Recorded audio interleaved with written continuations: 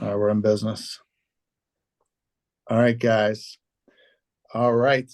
So today, thank you so much for coming out and checking out this presentation. Probably over the course of the first maybe 5 minutes or so, I'm going to maybe just click back into the other screen in case I need to admit a few more people in. I'm trying to control all this from my iPad today, so I don't have the same functionality that I do on the computer, but we're going to make this work. I'm in the podcast studio right now. It's pretty cool in here. I'm excited to be bringing you a little bit of value today. And we're going to be talking about the visualization of the listing and the buying process.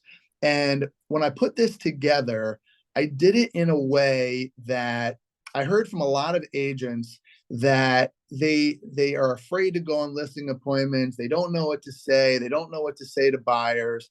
And I feel like by simplifying things and just focusing on the actual outline and the actual process of what you should be doing, that's going to make it much easier for you guys so that you don't have to worry about every single word that you say. Just understanding the actual process, what you do before a listing appointment, what you do before you get to a house, and when you get to the house, and the first things that you should do when you get to the house, and the order in which you walk through the house. There's a system, there's a process. And I've been on probably over 1,000 listing appointments in my career, and I've taken probably somewhere in that range of listings. And all a listing appointment really is a conversation. Ideally, when you go on a listing appointment, it's a hiring appointment, right? You technically should already have the listing. They've already agreed they probably want to list with you. Just, I would just say don't screw it up, basically.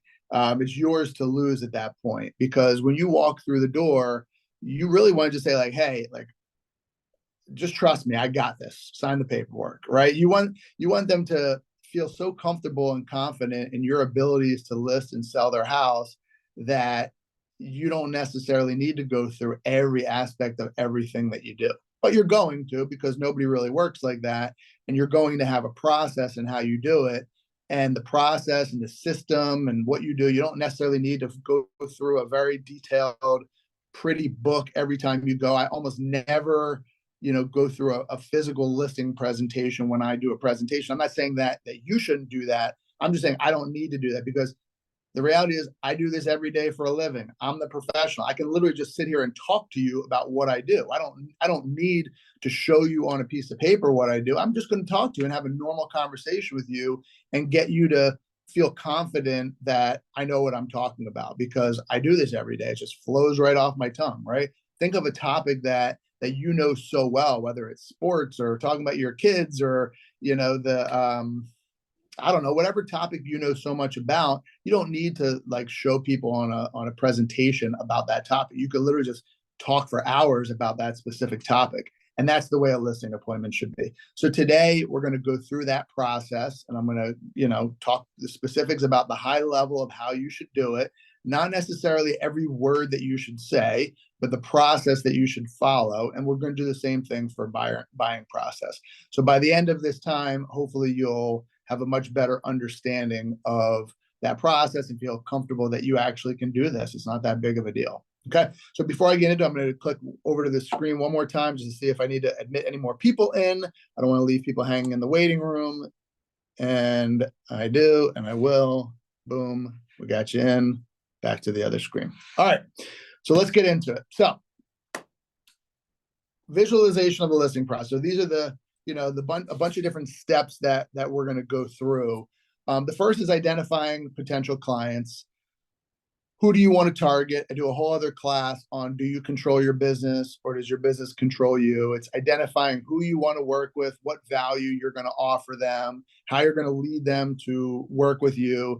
Because ideally, you want to be able to pick and choose the clients that you work with, right? If I said, do you want to work with a difficult client or do you want to work with a great client that's going to listen to what you have to say and trust your opinion and value your time? Obviously, you'd much rather work with somebody like that than somebody that every time they call you on the phone, you're like dreading picking up the phone, right? But in order to be able to pick and choose the clients that you have, number one, you need to identify the people that you want to work with, of course. And then you need to actually target those people through your lead generation. And you need to be doing enough lead generation where you have so many leads coming in that you can actually pick and choose. I think the reason why a lot of us just take whatever client at whatever price point, whatever neighborhood, like why we work with those people is because we don't have enough business to be able to pick and choose. The reality is if you had way more business than you could handle, you would only work with the people that are your best return on your time and make you feel the best. Okay. So if you want to get to a point where you can pick and choose, you have to focus on number two, which is lead generation or business development or prospecting, however you want to call it. That needs to be a consistent thing that you do every single day in your business, in your life. Get comfortable with the boredom of mastery. It's part of the business. Every good salesperson does it. Lead generation, business development is the business, right? Without lead generation, there's no leads. There's no business without business development, right? So spending your time on that pretty listing presentation means nothing if you don't have enough people to present it to, right? So focus on the most important things, which are every day, getting a schedule to identify your clients, to lead generate, to do business development, okay? And after you do lead generation, you have to have your listing prep. What are you going to do? What's going to happen during the listing presentation? And then the follow-up afterwards as well. All these things are very important. So on a high level, these are the things that we're going to go through today, and we're going to dive into each one of these things individually. Okay. All right. So let's talk about, I broke this down into steps to make it really easy for you. Feel free to take notes if you like, take screenshots, whatever you want to do. We will send this presentation out to you guys afterwards. Anybody that has registered for this, we're going to send this out to all of you guys afterwards, so you guys all have that. So before I dive back in, I want to just one more quick check, see if I need to let anybody into the room. And we don't, so we're good to go. Now I can focus on this and focus on you guys. All right. So step number one in visualizing the listing process. We talked about identifying clients, lead generation, pre-listing prep, listing presentation, and then the follow-up and the customer service afterwards. So step one, what is the first thing that you need to do in this process?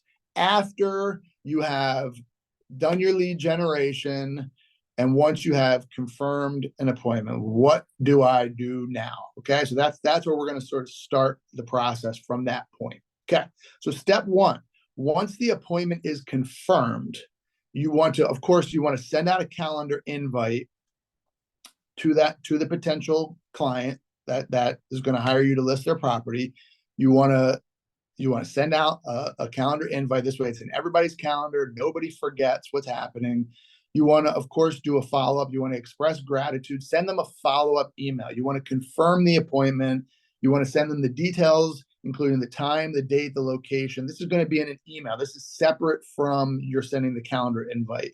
And in that follow-up email, you may send something, your pre-listing package, or you may send information about the team. If you're on our team, you may send information about the team, right? What they can expect, some of the marketing things that you do.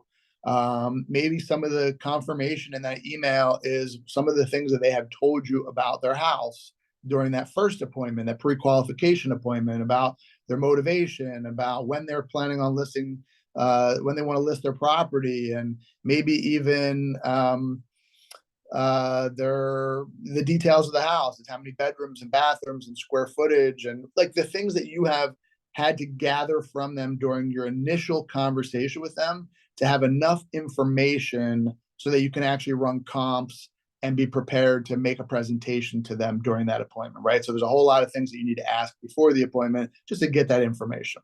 Okay, so you want to send that follow-up, you want to look professional. Then you go to step two, right? Step two is 24 hours before the listing appointment. You want to send them another reminder email, or it can be a text message, depending on how you like to operate. Reminder email or a text message about the appointment. Now, I say reminder email or reminder text message. It's not a confirmation. Why do we not do a confirmation? Because if I say, hey, I just wanted to confirm our appointment for tomorrow, what does that do? That gives them an out. That gives them the reason to say, oh, well, something came up, or oh, I can't do that anymore. you're not giving them that opportunity to confirm the appointment. You're just reminding them that we're meeting tomorrow at 2 p.m. Okay, and that will allow for a lot fewer cancellations on your end. So you send that out. Step 3 is the day of the appointment. What you want to have all of your comps with you. And I'm not going to spend too much time on comps, but when you run your comps, depending on where you're at, right? If you're in Philadelphia, you may want to start with 0.1 miles or 0.1 miles from the property. Maybe if you don't have enough, you go 0.25 miles. If you're in the suburbs or down the shore or anywhere else, you may want to go a quarter of a mile or half a mile. It depends on how dense the area that you're in. I was running comps the other day for a property that I was looking to list, and it was in the suburbs, and it was new construction. And I started with 1/10 of a mile and a quarter of a mile and half a mile and a mile. There was no new construction within 2 miles of the property, right? So you have to understand the neighborhoods that you're in and how far out you need to go. Because sometimes in certain neighborhoods, if you go too far, like you're in a different neighborhood and the comps are not relevant at that point, right? So we'll do a whole separate thing on comps, but I just wanted to give you, you're going to bring the comps with you, and you're going to run comps on active. So active are homes that are similar homes that are on the market. You're going to bring pending comps. Those are similar homes that are under contract, and you're going to bring settled comps. And the reason we bring all 3 is because the settled comps are the price that things are actually selling for. The pending comps are so you can see what types of properties are going under contract and in how long. And the active comps, that's your competition, right? That's the listing competition. And we either need to be priced better than our competition, or we need to have more features and benefits. And that's part of the conversation that you're going to have with the seller when you meet with them. So you need to be prepared for all those. You also may want to take a peek or bring expired comps, withdrawn comps, just so comps are comparable properties. If you don't know what the word comp is, you need to know that information because you need to know what's not selling. Also, if things are expiring or being withdrawn, you want to understand why. Are they priced too high? Is it, what are the reasons why? So you can be knowledgeable about the pricing when you go to the house, because most of the time a seller has a price in their mind of what they want to sell the house for, what they think they should sell it for. The reason why you bring the comps is to show them this is not really a subjective thing. It's relatively objective when you go through this stuff. And when you go through the comps, and we're going to get into this a little bit more, you want to not price based upon the highest comp and not necessarily price based upon the lowest comp. You want to find where the cluster of similar homes are selling for, where there's like the most similar homes in a cluster, where the majority of those are selling for in the time frame that you want to sell the home for the seller. And that's kind of where you want to price the home, right? Okay, so more on comps at a different time. This is not a class on comps, but just wanted to give you that quick overview. So you're going to bring the comps, you're going to bring your marketing presentation. That's probably more of a leave behind as opposed to you sitting there going page by page with that. You're going to be talking about all the marketing stuff that you do. You want to be intimately knowledgeable about that. Okay. So step 3, sorry, I got a little off track, but step 3. So the day of the appointment, you want to arrive 15 minutes ahead of the actual appointment. So if the appointment is at 2 p.m., you want to show up to the appointment, not to the house, but in front of the house or around the front of the house, 15 minutes before. You want to conduct another thorough review of the comps, because you want to know the comps off the top of your head, as if you don't need to look at the piece of paper to talk about them, because you're so knowledgeable on the neighborhood, because either you've sold a lot of them or you just have studied the comps, you know them, so you can speak about them the majority of the time without actually having to look at them. Then you also want to explore the neighborhood, take a walk around the block, look for any for sale signs on properties or on the block that you may have missed in your comps. The worst thing that can happen is you show up to the house and the house next door it has a for sale sign on it and it's for sale, and it doesn't show up in your comps, and you're like, crap, why, like, why do I not know about this? And a lot of times maybe it just came on the market that day, or it's coming on the market. Is it coming soon? Or maybe it's not in the same price range that you ran your comps. Maybe you only ran your comps between 400 and 450,000, and this is 500,000, or this is 350,000, right? So you need to know, even if it's not a direct comp of that house, you need to know, because the seller is going to talk about it. They're going to say, well, my neighbor sold their house for 600,000. I think I should sell mine for 600,000. You may be coming in thinking it's only worth 500,000. You need to know the differences as to why it's not going to sell at that price, because they're going to be certainly talking about that. So that's why you get there 15 minutes early to see if there's anything that you miss. You get in the right headspace. You don't check text messages right before the appointment. Maybe you listen to some music, you get yourself pumped up. The way that athletes come into the games with their headphones on, they get locked in, they get in the zone. You don't want to be, taking a negative phone call, or, responding to a negative email 15 minutes before the appointment. You have to get into the right headspace. You have to bring the right energy to the meeting. You don't bring that energy and excitement, then the client is going to see that as well. Okay. Then step four. So step four is ringing the doorbell or knocking on the door 1 minute before the appointment time. Punctuality is extremely crucial. It shows professionalism. And you want them to know that if you do what you say you're going to do. If you have an appointment for 2:00, you want to show up at 2:00, but really I want you to ring the doorbell at 1:59. Okay. And you're ringing the doorbell, you're knocking on the door a minute before, not 5 minutes before, not a minute after 2:00, but a minute before 2:00. And that's really important. And remember that they are watching you on the camera. They're looking at you through the peephole. Make sure as you're walking up to the door, you've got yourself together. You're not disheveled and, putting your coat or coat on, or, organizing your papers. As soon as you get out of your car and you're in eyesight of that house where they could see you, you want to make sure that you understand they're probably watching you at that point. So you're smiling, you have your folder in your hand of your presentation, you're walking up to the door, you're smiling, you're ringing the doorbell, you're smiling, they're looking at you through the peephole or the camera. You have your presentation materials ready, you look presentable, you have a polished appearance. Whatever your look is when you show up to the house, you want to look professional, whatever that is. I'm not saying you have to wear a suit or a dress or whatever that means to you, but you have to look professional and presentable, okay? Because they're judging you. It is what it is. I wish it wasn't like this, but they're judging you based upon your initial first appearance when they see you. And you don't want them to be thinking anything negative about you the first time you walk through that door, okay? Greet them, welcoming smile, give them a nice firm handshake, look them in the eyes. Remember, they're observing you, okay? Make a little bit of small talk. We're on step 5 now. Make a little bit of small talk with them. Establish a little bit of a rapport. Beautiful house, or I noticed something walking up, or whatever, something not about real estate, just something to make a casual conversation for 30 seconds or a minute, whatever it's going to be, just to sort of ease yourself into it, get them to feel comfortable about you before you jump into the actual presentation. Okay. So then we go into step 6, right? So now you made the small talk, you're ready to go.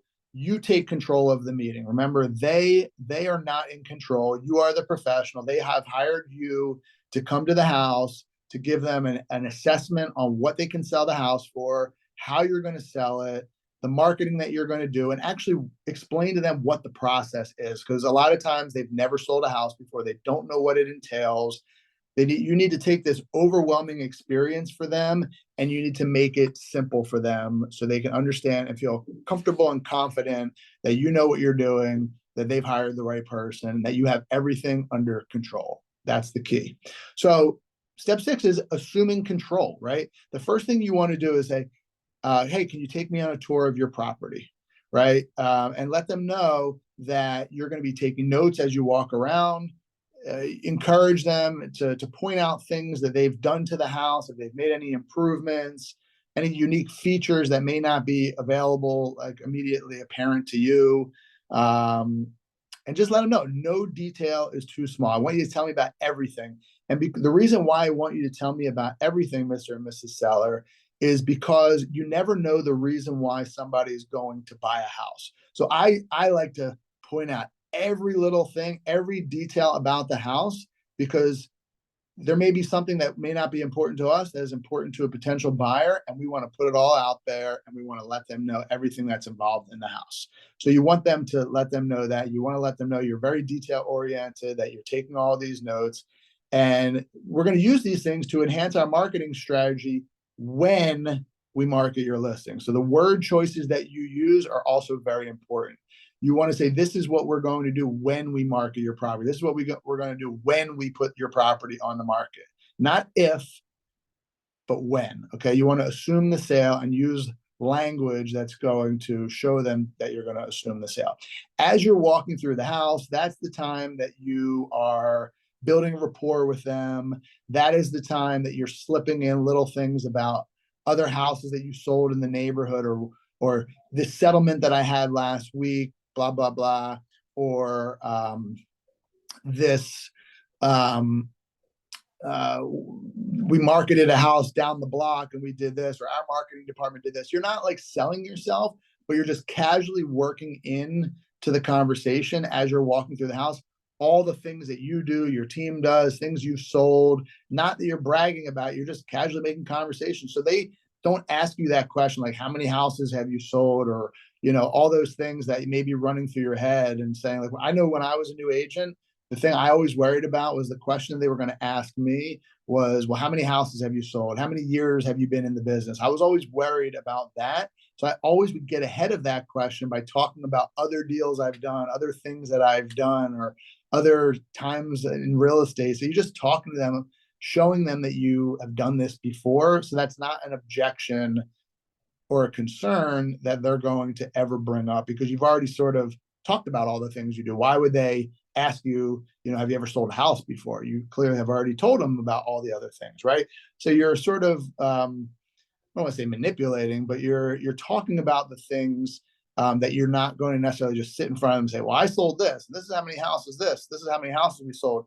You don't want to sit there and brag, but you're just talking about little things you do so they know that this is not your first rodeo, not the first time you've done stuff. Okay. Now we go to step 7, which is the tour, right? So as you're going through the tour, you're going to, again, explain to them after we're done the tour, I'd like to sit down with you at your kitchen table, your dining room table, your living room couch, whatever, the best area is that you think would be best to sit down and have a meeting to discuss your marketing strategy and review the comps. So, hey, Noah, yes. Can you do me a favor, please, and check to see if there are people who are looking to get into the room, because I believe there are. I do not see anybody that is on the list of people trying to get in. All right. Well, we're recording it, so if they left, we'll get it to them. Yep. I'll come back and check in another minute. If people are texting you, we will come back and check on those people. Thank you for the heads up. So when you sit down with them to go over the marketing and the comps, you want to make sure that you're positioning them, especially if there's 2 people, you want to position them so they're both, if it's 2 people that you have to talk to, so they're both directly across from you. You don't want to be sitting in the middle and having one seller on this side of you and one seller on this side of the table, because then you're going to have to present like this. You're going to have to be looking back and forth. You don't want that. You want to be able to look straight forward the whole time and talk to them like this, not like this. So that's an important thing about positioning, where they sit. And if they sit on opposite ends of the table, again, you have to resume control of the meeting, and you have to say, hey, would you guys mind, sitting over here? This way I can look at both of you guys and talk to you both at the same time. Or even before they sit down, say, hey, why don't you guys sit here and I'll sit here. This way I can talk to you guys. Remember, it's about you taking control and letting them know what's happening, what's going to happen. Okay. So step 8 is guiding them through your comprehensive marketing plan for the property, providing details on the team or your brokerage, your operations staff, explaining how your expertise and the expertise of your team that you come with contributes to a successful selling process. You don't want them to think that you're a one-man or one-woman show and that you're in this by themselves, because the reality is you have a team of people behind you. You have a full-time marketing staff that all they do all day is promote your properties. You have a full-time transaction person that will handle everything from agreement of sale to closing. You have an operations staff, you have a team of agents, so that when you hire me, you're not just getting me, you're getting my whole team. And why is that important? Because I have 15 agents, 30 agents, whatever the number of agents that we have, that are all going to be knowledgeable about your property. They all have clients for the property as well. We also have a full-time marketing person. If you hire somebody that is not on a team, they're an individual agent, well, are they going to be able to spend all their time marketing your properties when they're out working with so many other clients? Or, are they going to be picking up phone calls on leads when they're, out on appointments? We have a full-time team of people that are doing that, and they're unbelievable at what they do. So you want to sell your team as well. Let them know that you're a professional. You come with firepower behind you. You have firepower behind you. It's not just you.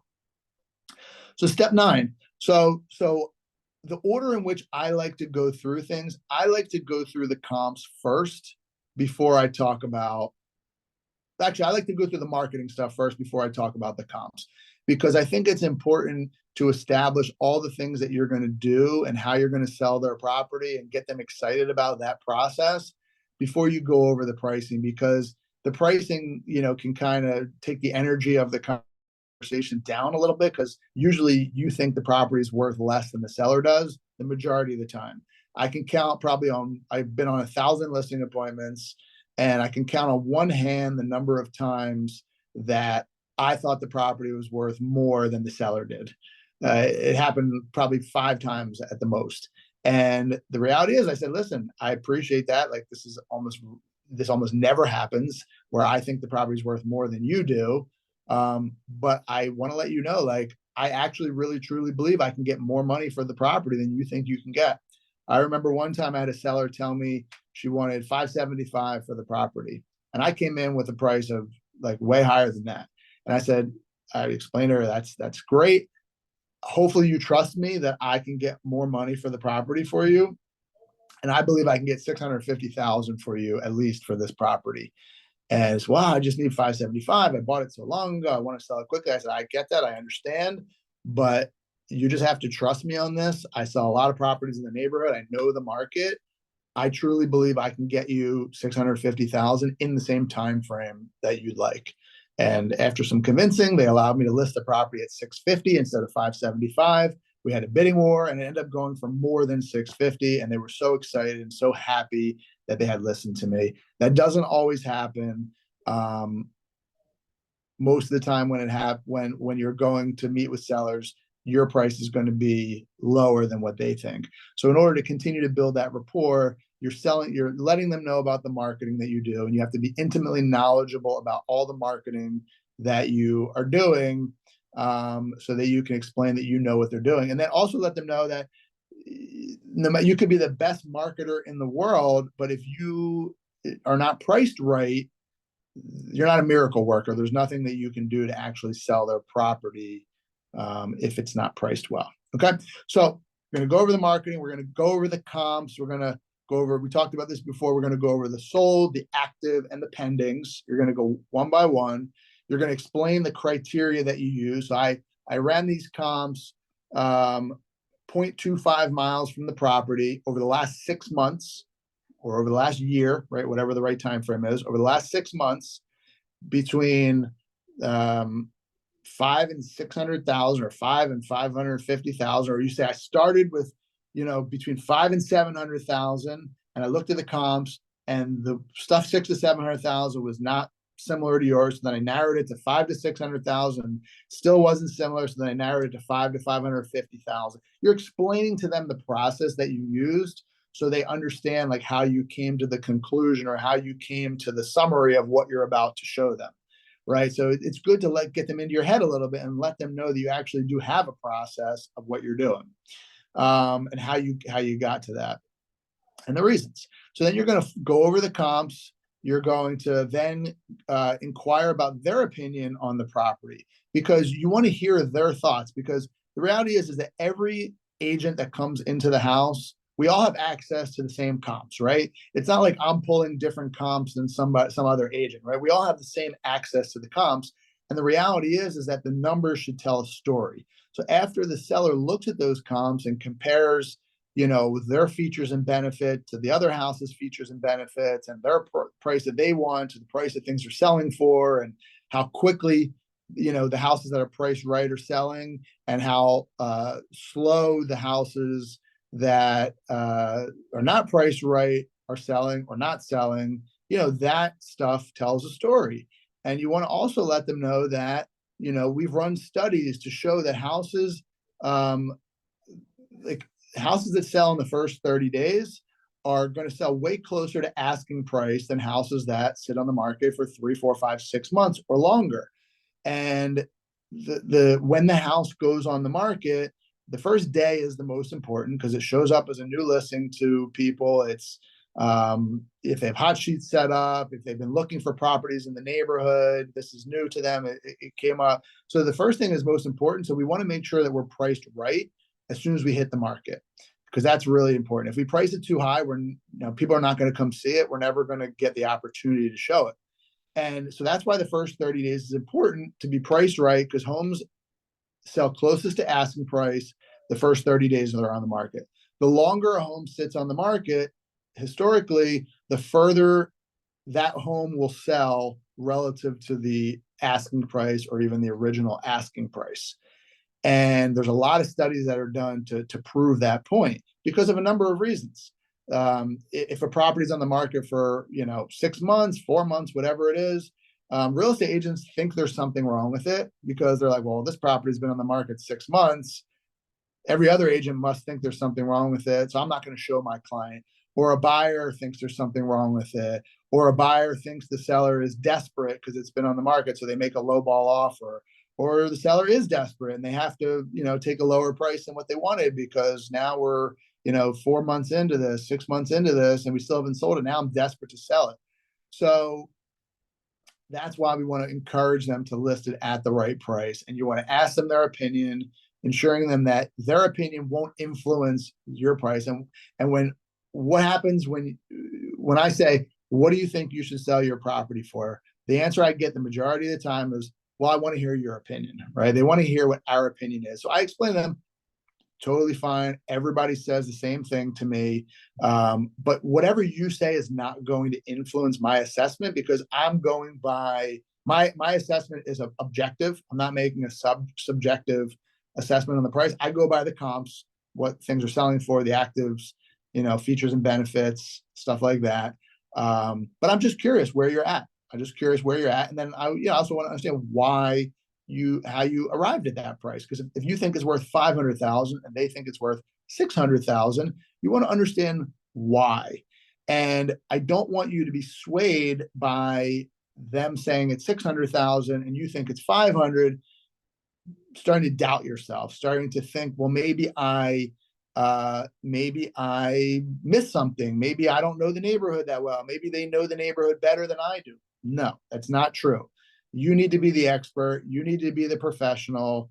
You need to know the neighborhood better than they do. They just always think their house is worth more than you're going to think it's worth. You have to have enough data and facts to be able to convince them why your price is the right price and why their price most likely won't sell the house. And you also need to be making a decision. Do you want to be spending your time and your money on a house that you don't believe you're ever actually going to sell, right? You have to be able to potentially walk away from a listing if it's just priced so grossly too high and overpriced that you're just going to be wasting your money and time. Because if I went to you and said, hey, you're going to need to pay upfront $2,000 to take this listing, would you do it, right? If you didn't believe that you're actually going to be able to sell it, you probably wouldn't. But the reality is you are spending that $2,000 or more or so because you have photos that you're paying for. You have a sign that needs to go up. You're doing open houses. Maybe you're doing brokers opens and you're getting food. You're spending your time, which is worth money, opportunity cost of taking a listing that's never going to sell. Right. And I know you might say, well, I can get leads off of this. But the reality is you might also not get leads off of it if it's priced too high. So, and you're not in the business of listing properties, you're in the business of selling properties. And that's an important distinction to make, is that you want to be able to sell all the listings that you take. And you want to explain to your people too, like, I am in the business of selling properties, not just listing properties. And I want to make sure every listing I take actually will sell. Okay, so you're all looking at the same comps. You say, okay, well, after looking at these comps, where do you believe your home should be sold for? And there's no way they can justify 600,000 if every other comp shows 500,000. And if they do, you say, well, how, show me how you got to this, because we're all looking at the same comps. And you also want to prep them if they're meeting with other agents, saying, listen, I'm always going to come in, I'm going to tell you the truth. I made a policy a long time ago, to be honest with my clients, even if that means not getting a listing. I wanted to make sure that I always told you the truth and not just told you what you wanted to hear. Because a lot of agents will come in, they'll just tell you what you want to hear just to get your listing, and either it won't sell or they'll come to you with many, many price reductions to eventually get it back down to the price that I suggested in the first place. And the reality is like we just talked about, the longer it sits on the market, you actually may end up getting less than that price if it sits on the market for a long time.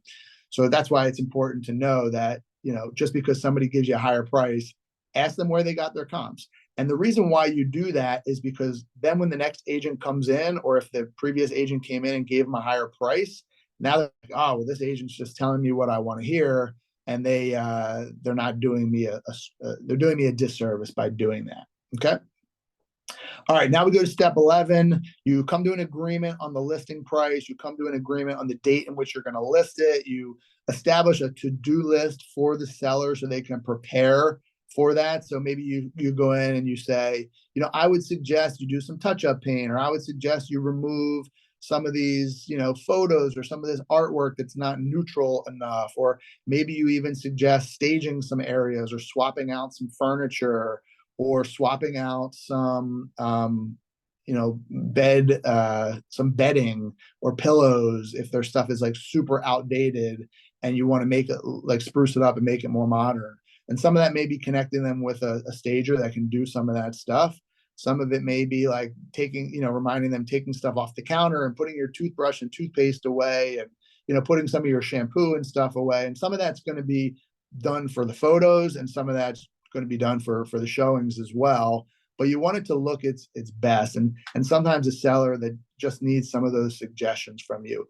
You don't necessarily need to come in and spend all their money, and you need to fix this and add this and repair this. Like, you don't always need to be spending their money. Even if they're suggesting that they want to fix certain things up. If you don't believe that's actually going to help sell the house, then you don't need to worry about having them spend their money. And then that will also build some trust as well. But you do want to help them sell the house and point out some things that are going to be good. You want to let them know that once they sign the paperwork, either whether you're bringing it with you or whether you're going to DocuSign it to them, or however you're going to get it over to them, that they have to sign the paperwork. You're going to put up a lockbox. They can put the key in a lockbox, or they can give you a key that you can put in the lockbox, however you want to do that. You're going to bring your professional photographer, videographer, whatever you're going to do. You're going to get a sign on the house. You want to make sure they know about all these things, because you don't want to not talk about it and then you put a sign up and they say, well, I didn't know you were putting a sign up. I didn't want that. You want to let them know very precisely what's going to happen, the time frame and when that's going to happen, what members of your team are going to communicate with them at what point in the process. You want to also explain to them what happens when you list it. We're going to list it. We're going to put it on social media. We're going to do all the marketing things that we talked about. We're going to send you a graphic that you can put on your social media, because this is a team effort. We want to make sure we're promoting this stuff together. You want to also let them know that once we, find out any showing restrictions that they have, or any time frames in which they don't want to show the property, how much time they need before a showing. If they say, well, you can just show it anytime, I don't need any advance notice, or maybe they need 2 hours or 4 hours or 24 hours. If there's a tenant in there, you want to make sure that you know what the restrictions are, so you can clearly put that into the showing time requests. You want to explain to them what happens when we put the property on the market. Hey, I know that it could take 3-4 months to sell this, but also it could sell on the first day. Are you prepared that if it goes under contract the first day, to be able to move in 30 days? You want to understand what their time frame is, because that they may think it's going to take 4, 5, 6 months, and they may not be prepared for a day one offer and a 30-day move, right? So you need to understand what their time frame is. You want to explain how bidding wars work and how what you're going to review and how you're going to focus on the administrative stuff and they're going to focus on the price and the moving date. You want to explain to them how you review offers. We're going to receive offers. We're going to get a mortgage pre-approval from the buyer. We're going to get a buyer financial information so we can make sure that they are qualified to have enough funds to be able to put the down payment down. And we're going to make sure they have a mortgage pre-approval to make sure they're pre-approved for a mortgage if the mortgage has a mortgage contingency. And I'm also going to personally call the mortgage lender myself and just verify that this person is qualified, that the mortgage lender is reputable, that can deal with this type of property.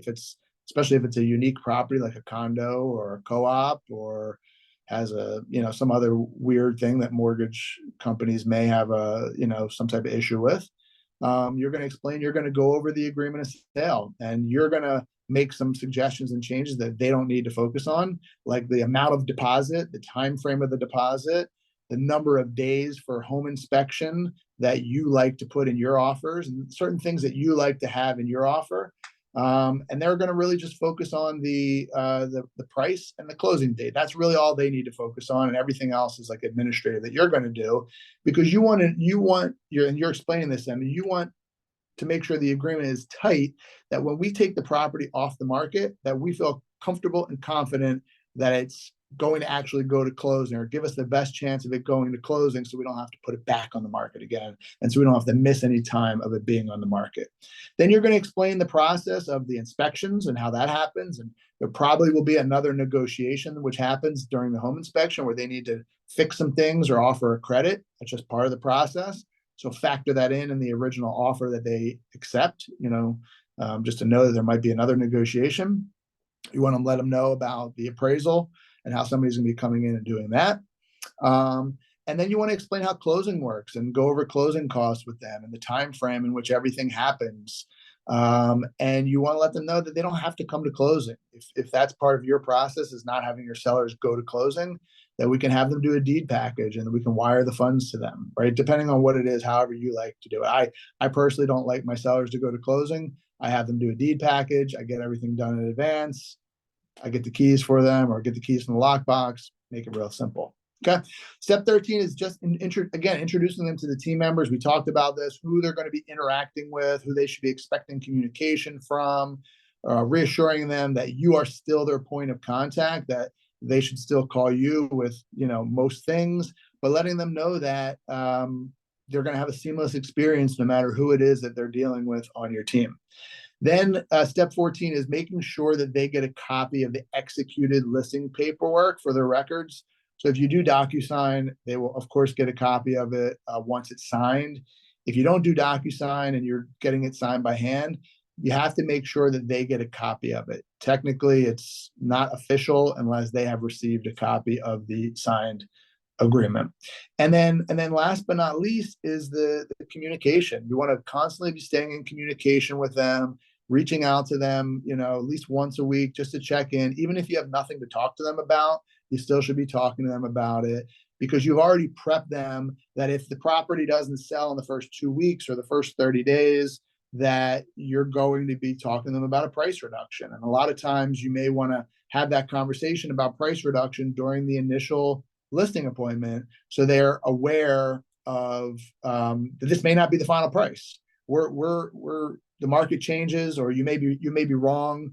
You have to be always adjusting the price, because if we're not getting enough showings in the first 30 days, or if we're getting a ton of showings but no offers, that shows us that we're overpriced and we need to adjust it.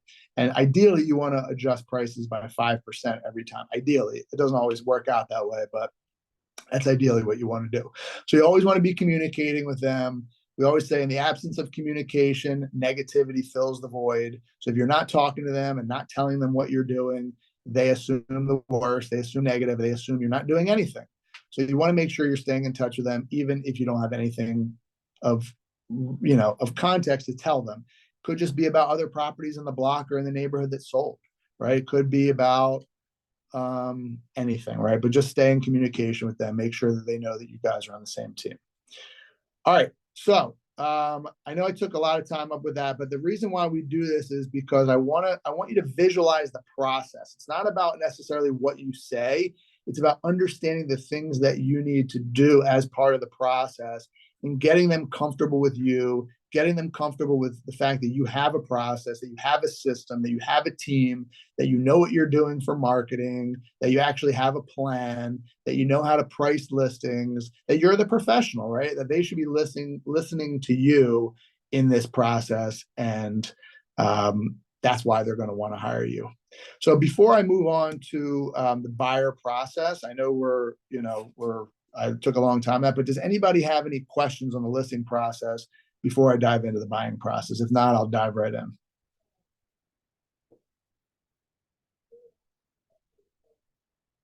Okay, cool. I'm not reading the messages, so if you're putting a message in the chat, I'm not reading it. So if you do want to say something, you should unmute yourself. All right. Or if somebody else is reading the messages, David, if you want to say them, that's fine also. So I'm going to dive into the buying process. So we talked about the listing process. Hopefully that's clear for you guys now. And you'll sharpen your skills in that, but understanding how it should flow, I think, is the most important thing in this. Because once you understand how it flows and the order of operations, then you can sort of figure out what you're going to say and how you're going to do it.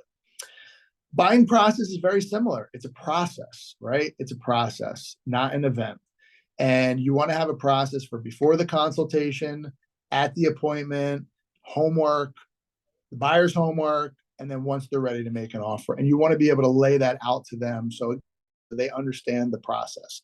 You've done this a lot of times. Many times the buyer has never done this before, or even if they have done it before, the last agent they had never properly explained the process to them. So they're not really clear on how it's supposed to work. So you want to make sure they understand your process and how you work with buyers, or on the listing side, how you work with listings. Even if they sold 10 houses before, you want to let them know how you do things differently. Same thing on the buyer side.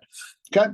So this is a step-by-step process as well. So step one, again, ahead of the consultation with the buyer, you want to send them out an intake form and schedule the appointment. So the intake form is maybe just a list of preliminary questions that they can answer before the appointment. You know, what neighborhoods are you looking for? What kind of house do you want? How many bedrooms and bathrooms? What's important to you? What do you like to do for fun? Where do your kids go to school? Where do you like to eat? What restaurants do you like to go to? What places do you like to hang out at? I don't know if I said this. Where do your kids go to school? Where do you work, right? All these things are the reasons why people buy a house. It's not because of how many bedrooms and bathrooms. That's a result of all the other things that have to fill the needs of what the buyer has, right? The needs are, how big is their family size, or how much space do they want, or what location do they want to be in? Why is that location important?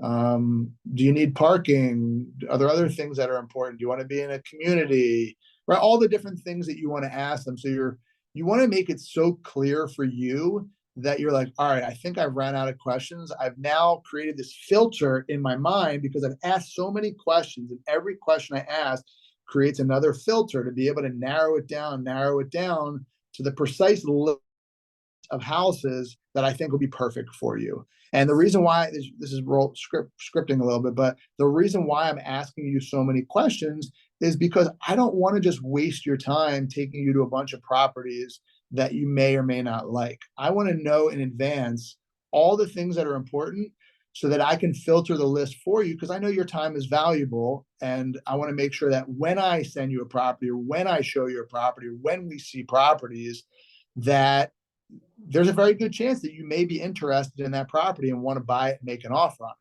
I'm not the type of agent that takes you around to see 50 properties and you need to see 50. Like with me, you're probably only going to need to see 5 properties, 10 properties, whatever, your number is, because I'm spending so much time up front to make sure I'm clear and I understand what it is you're looking for, that there's a very good chance that when I show you those 5 properties, you're going to like at least one of them and want to make an offer on at least one of them.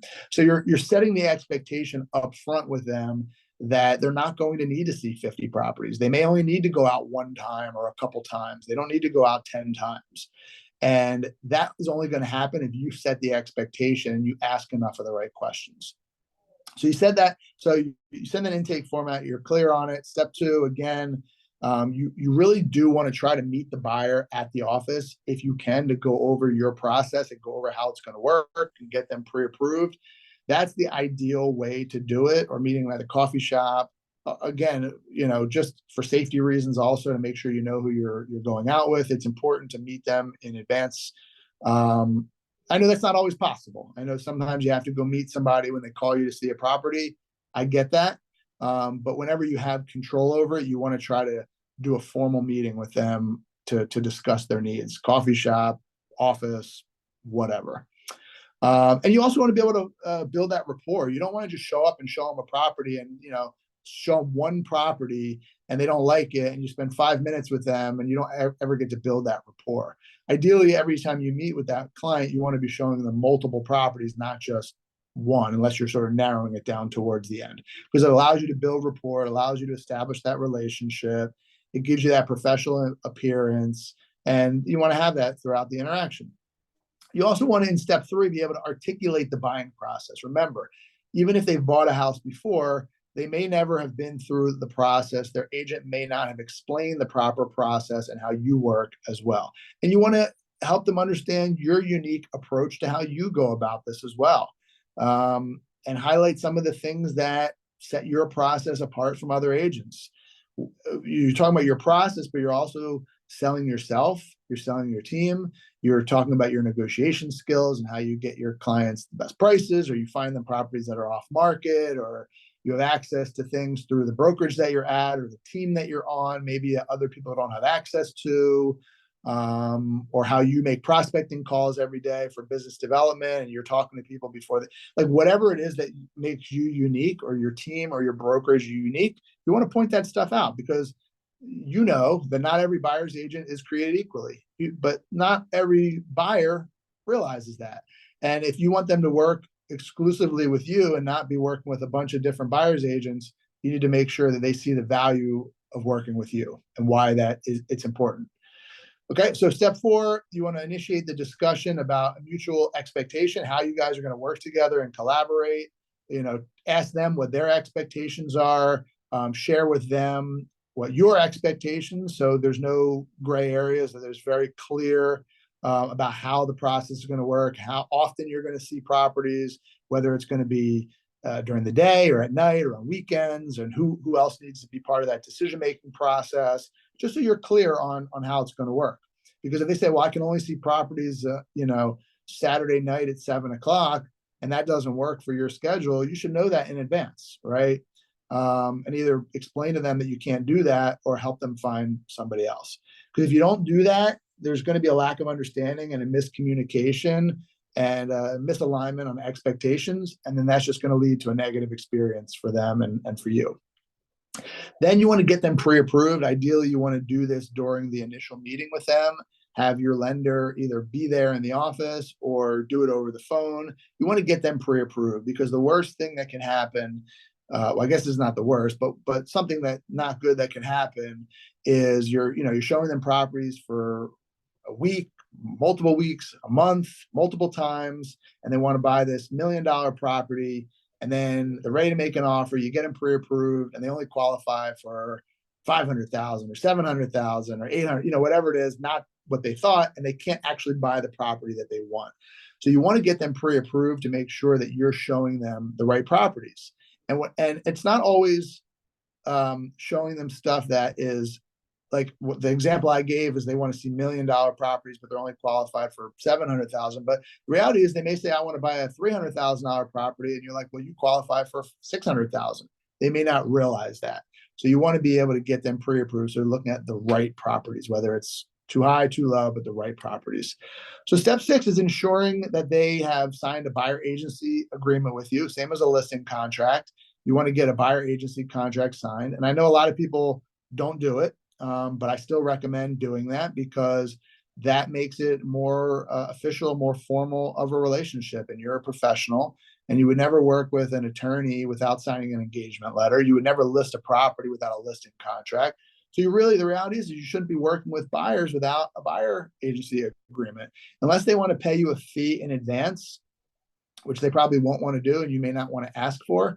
Why would you want to be spending your time and wasting your time if they can just go and work with somebody else at any time without any reason to stick with you? So the buyer agency contract just makes it more formal, more professional, and it protects you a little bit so you don't get I say screwed over, but so they don't end up buying a property without you.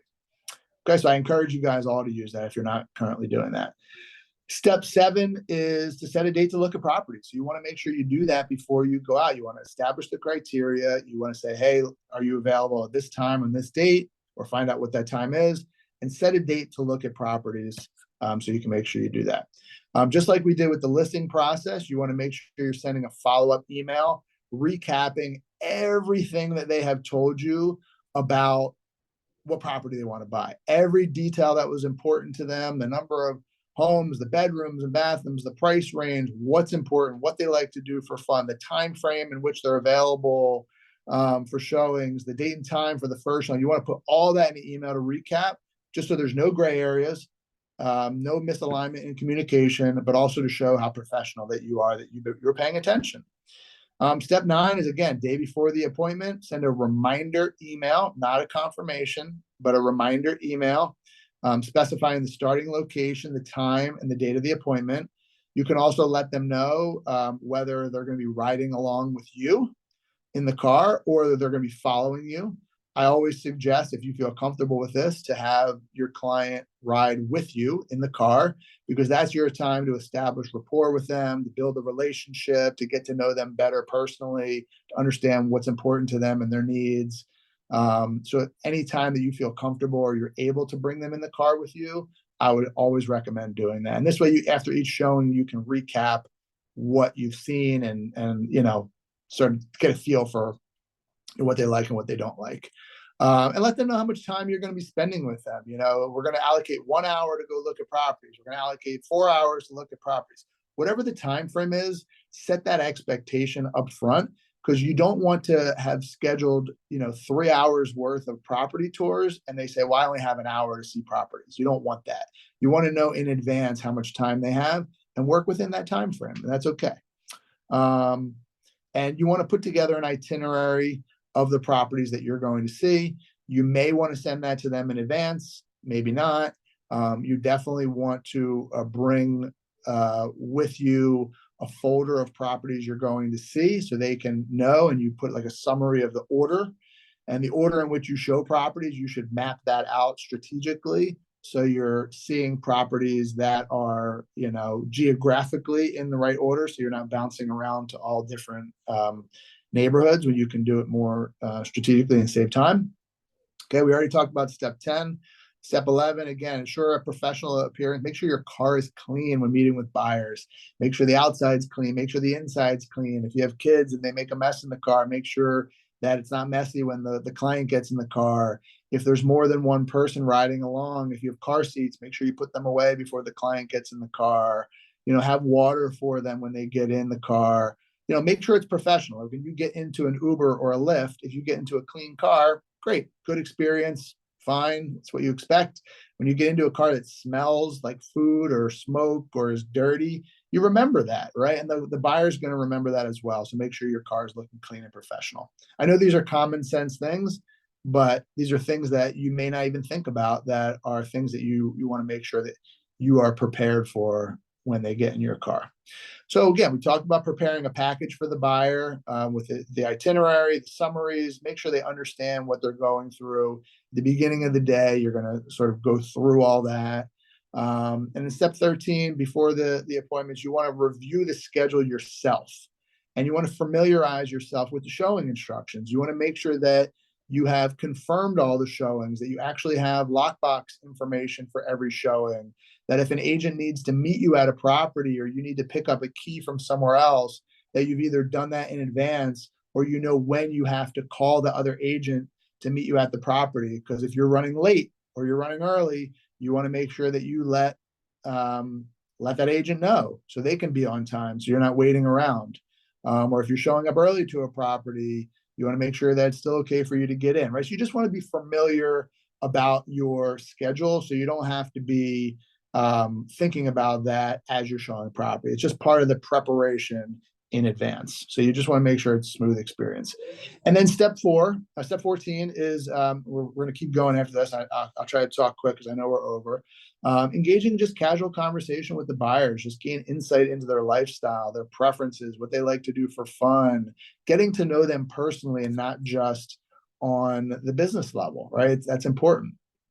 So step 15, you when you get to the house, you want to make sure you know the lockbox code before you get in. So before you get out of the car, know it so you can get up to the house, know where the lockbox is. So you're not looking for it and fumbling for it. Open the door up.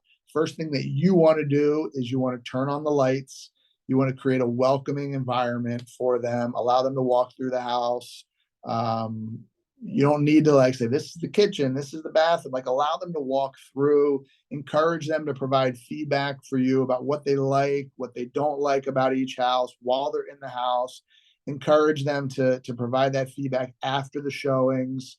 What I always like to do is ask them to rank each property after each showing for a couple reasons. Number one, if you're seeing 10 properties in a day, they forget about the first couple ones after a while. They all sort of blend together. So you want to ask them so you can put your own rankings on the stuff, and so that you can re-rank the stuff after every time you see a property with them, and remind them of the rankings, or eliminate properties that they don't like, so you take them off the list.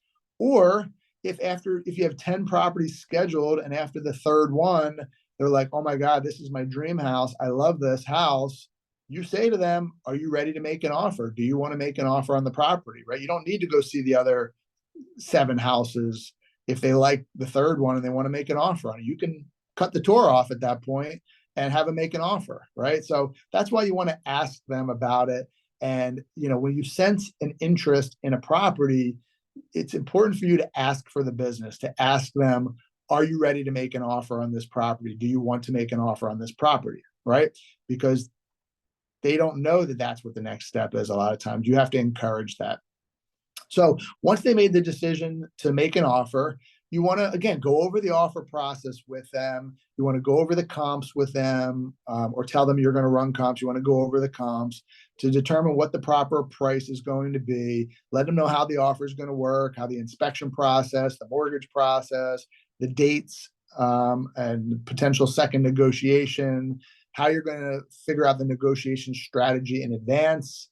If they absolutely want the house and have to have it and don't want to negotiate, that's fine. You want to know that in advance, because your job is not always to get the buyer the best price. Sometimes it's just to get the buyer the house that they want.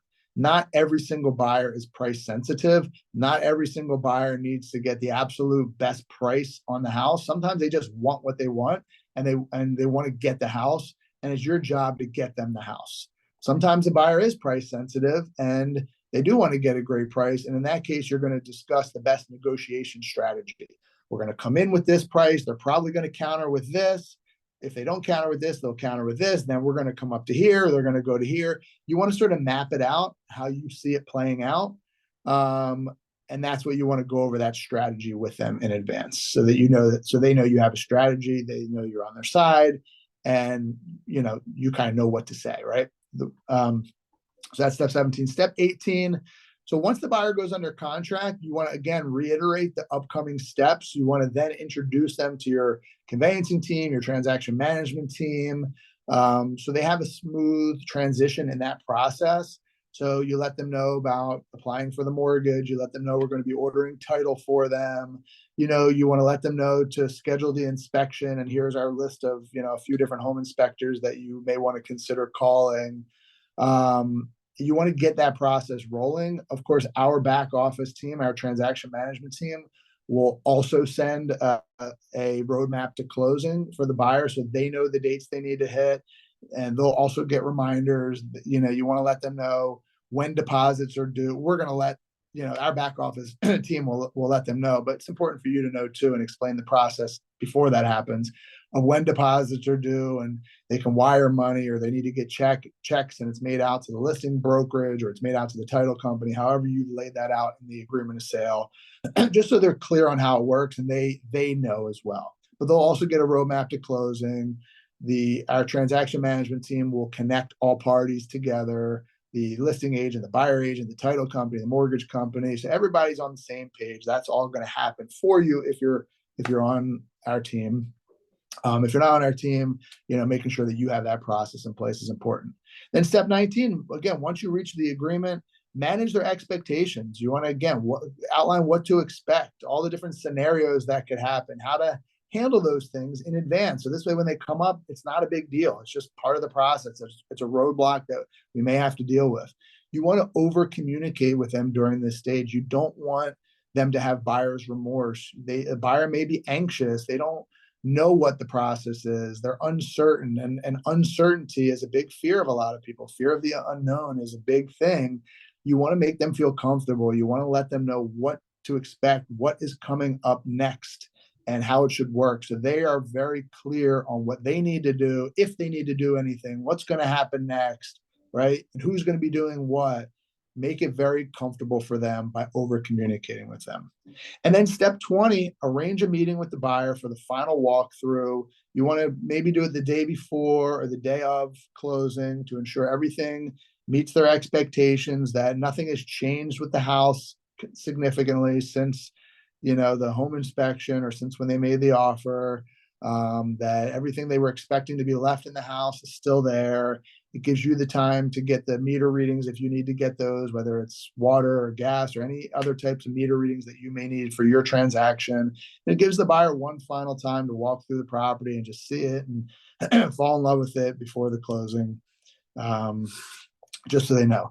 2 to 3 days before the closing, you want to brief the buyer on all the upcoming steps of the closing, their expectation. You're going to review the closing statement, the HUD, the ALTA, with them, explaining what each item is. The mortgage company will go through that as well. Our transaction management team will go through that as well. But you're their point of contact. You want to go through it with them. You want them to clearly understand everything they're going to be charged for by the mortgage company, by the title company, by the brokerage or the team, and what kind of money they need to bring to closing, and that it needs to be a certified check and who it needs to be made out to, or if they're wiring money, understand how that's going to work and how far in advance on who the payee is going to be. Again, just clear expectations.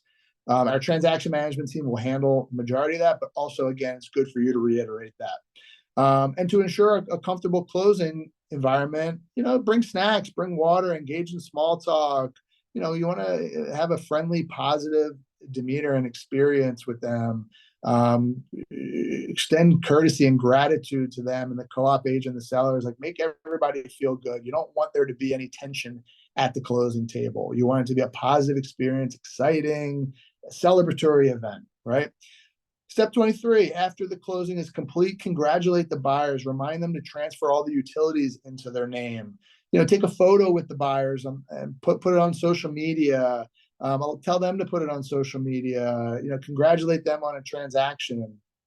You also want to then take advantage of the opportunity to ask them for referrals, because most likely the time that they go to closing is the happiest time. That's when they have a memorable experience. They think the highest level of you. Same thing with listing. As soon as you sign the paperwork or even at a closing, that's when they think the highest of you. That's when you want to ask them for referrals. Who else should I be talking to?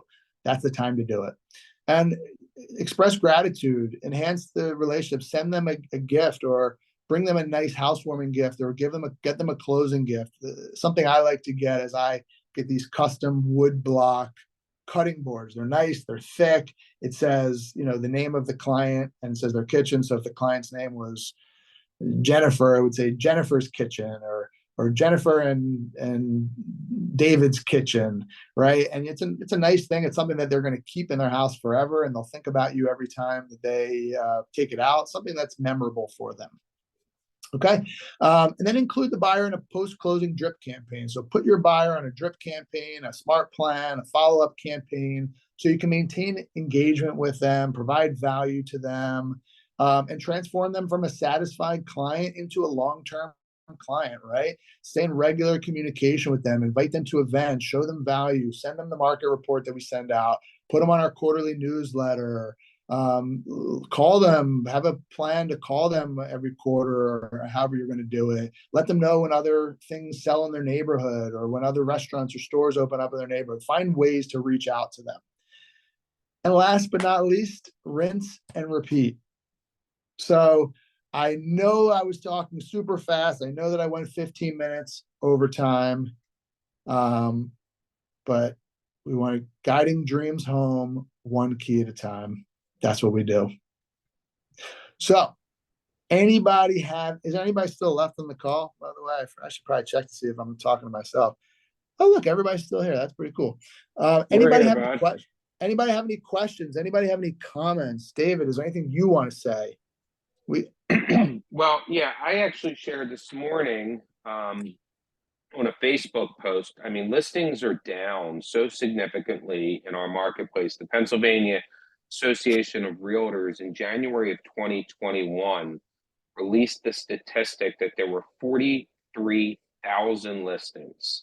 January of 2022, 37,000. January of 2023, 36,000. And now there are 29,000 listings active as of January 2024.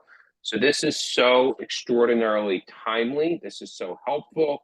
A couple of takeaways that I have is I'm not in the business of listing properties. I'm in the business of selling properties. I think that is so critically important.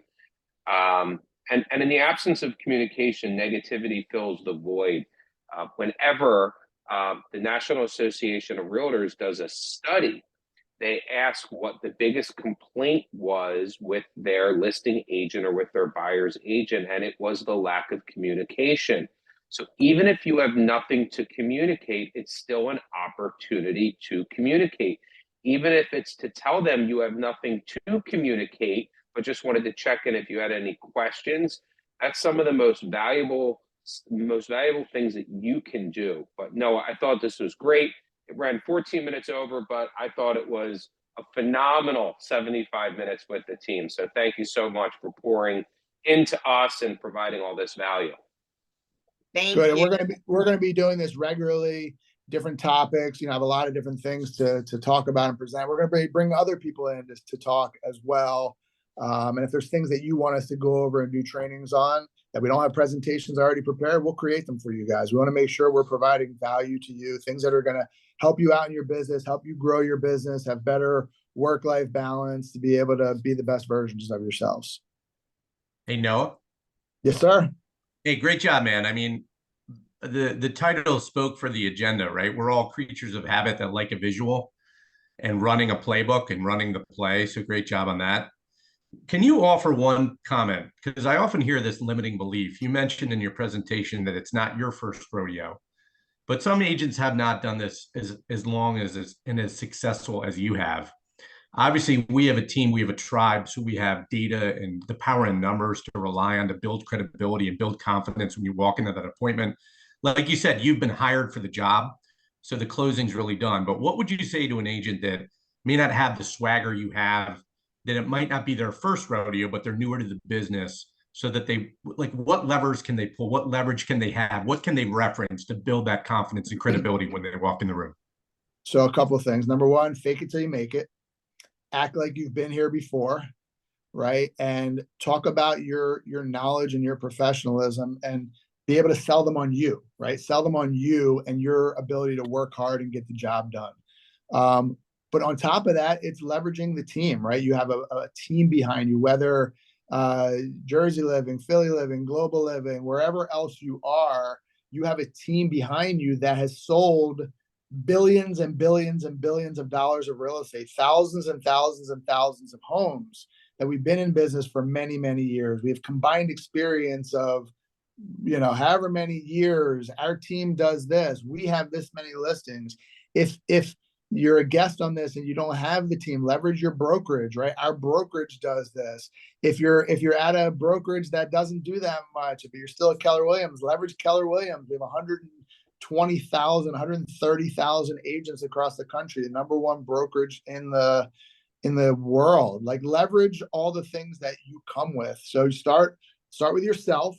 And then if that's not enough, you go to your team. And if that's not enough, go to your brokerage. And if that's not enough, go to Keller Williams as a whole, and just find things that you can attach yourself to that give you the accolades that you need. And the reality is, you don't always need those, right? You don't always need to be selling yourself. You don't always need to be showing what you've done in the past.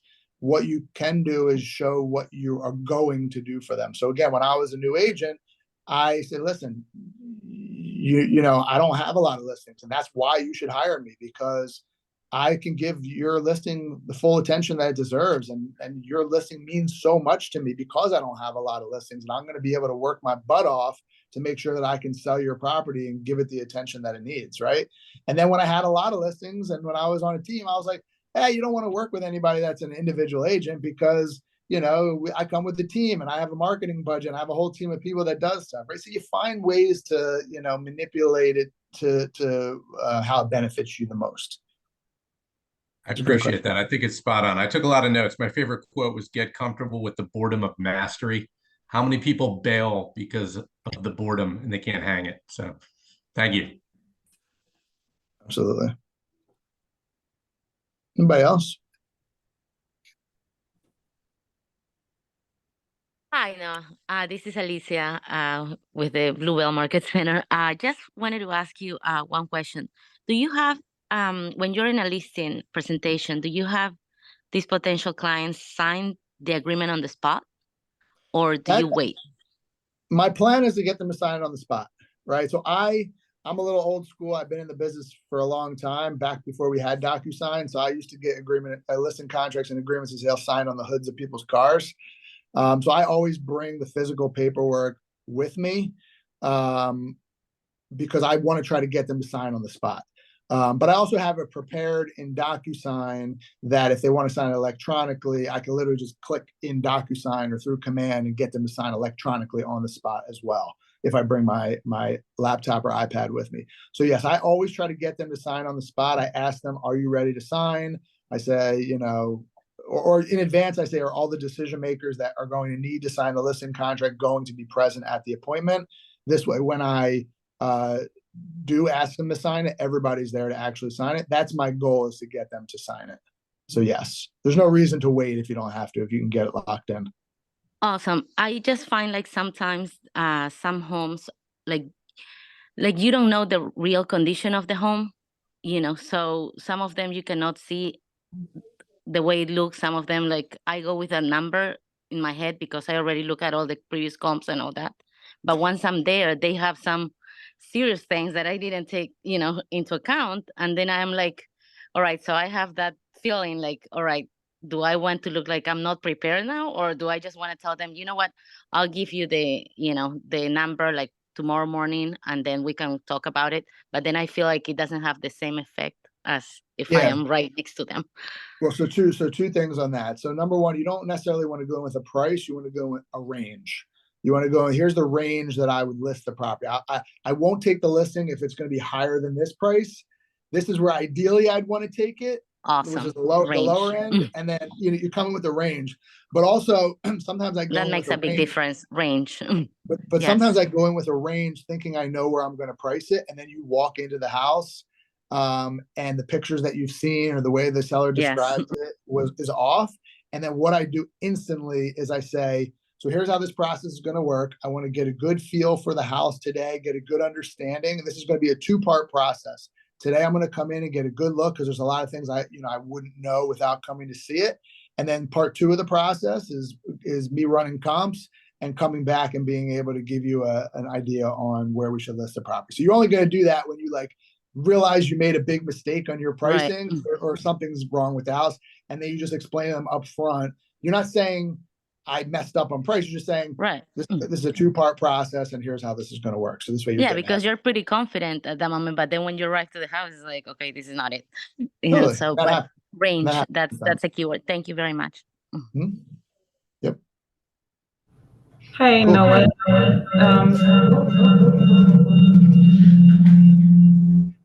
Sorry, our microphones were.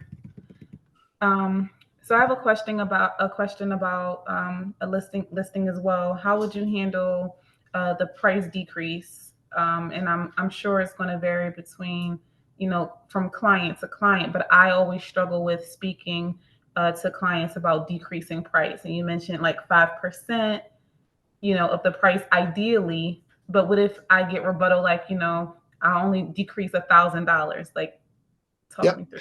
Yep. So multiple scenarios. Number one is you're going in with the price. Let's just say you agree on the price and they list it at the price that you want. And what you're going to say is, listen, we're going to list it at this price. However, the market could change. We think we're making, based on the data, we believe this is where it should be. But this may not be the right price. The market is going to tell us what the right price is. We'll know within the first couple weeks or the first month whether we're priced right. So after the first couple weeks, either we're going to have a lot of showings and no offers, or we're going to have no showings, and that's going to tell us if we're priced right or not. And at that time, that's when we should, we're going to discuss reducing the price. So there may be a time that I come to you after a couple weeks or a month and say, hey, we need to adjust the price because the price we have it at is not the right price. So you're setting that expectation in advance of how that's going to work. Even if they agree to your price when you listed it, it's okay to let them know that's how it's going to work, because a lot of agents, will list it at the price they want, and then they're afraid to go back and ask for price reduction because they think that the seller is going to think that they did something wrong. The other scenario is if they won't list it at the price you want, and then you're saying, listen, I know you want to list it at 500,000. I only think it's worth 450. But we're going to do it at your price as long as it's reasonable, right? If you think it's 450, they want 800,000, you're not taking that listing. But if you're like, all right, we're going to list it at your price. However, if it doesn't sell in the first couple weeks, I want to have built-in price reductions into here, and you can get them to sign in advance that if it doesn't sell after 2 weeks, we're going to lower from 500,000 to 475. And if it doesn't sell in the next 2 weeks, we're going to lower it to 450, right? So you're like, we'll try it at your price, but if it doesn't work, I want to have a plan to actually get it to the price that I believe we need to sell it for. And so you just have that conversation in advance. And they say, well, I only want to reduce it $1,000. So we can, but that's not going to make a difference, right? $1,000 isn't going to move the needle that much. This is based upon lots and lots of research. 5% is typically where you want to go. I understand 5% may be a lot, but $1,000 isn't going to make any difference at all. So why don't we maybe do somewhere in the middle or somewhere that's going to actually make an impact? Thank you for that. Okay.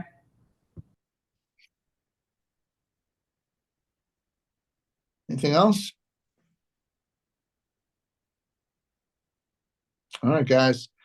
Well, I wanted to thank you again for being here. Thank you for staying the whole time. We will send out this video. We'll also send out the slides to you guys, so you have these to reference back into. Master your process on the listing side, master your process on the buyer side. Make sure you're prepared. Make sure you know that everything your team does for you on the marketing side, on the transaction side, what you do for a listing, make sure this is just rolls off your tongue. You shouldn't need a physical presentation every time you go out. You should know this like the back of your hand. If somebody comes to you and says, hey, I want you to give me a listing presentation right now, you should be able to do that without having to think about it. I want you to tell me about the buyer process right now. You should be able to do that on the spot without actually having to think about it. That's the level that you want to get to. That's the sharpening of your skills. That's the confidence that you need. That's when I show up to an appointment, I'm pretty sure I'm going to get this deal 9 out of 10 times. That's the level you want to get to. All right, guys. Great job. Thank you so much. Go out and take some action. Thank Bye, you. guys. Bye.